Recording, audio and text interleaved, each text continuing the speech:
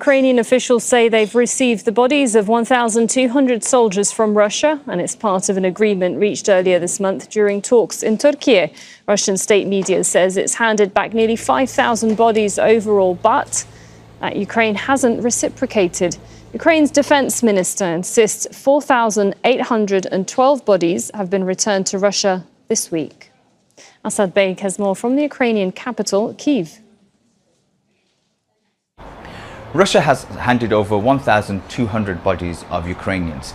Now, Russia has said that Ukraine has not stuck to its side of the agreement, but we haven't heard anything official from the Ukrainians as to counter those claims. Now, this agreement came out of the negotiations that took place in Istanbul on June the 2nd. In fact, President Zelensky said that the only thing that came out of those negotiations was this agreement to hand over 6,000 bodies of Russians and Ukrainians, as well as prisoners. Now, Russia says it's handed over 4,000 bodies to the Ukrainians, and President Zelensky says that he anticipates these swaps to continue until around the 20th or the 21st of June. But for the Ukrainian families here that are hoping for closure, well, it will take time, the Ukrainians say, to identify those bodies as they continue forensic checks on those bodies. As for the prisoner swaps, the Ukrainians have been quiet about the numbers, they say for security reasons, but some of those prisoners, we understand, were captured at the start of the war and have spent years in Russian captivity.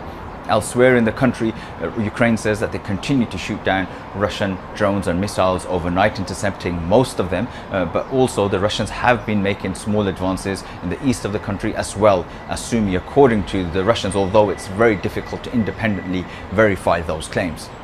Asad Beg, Al Jazeera, Kyiv, Ukraine. Make sure to subscribe to our channel to get the latest news from Al Jazeera.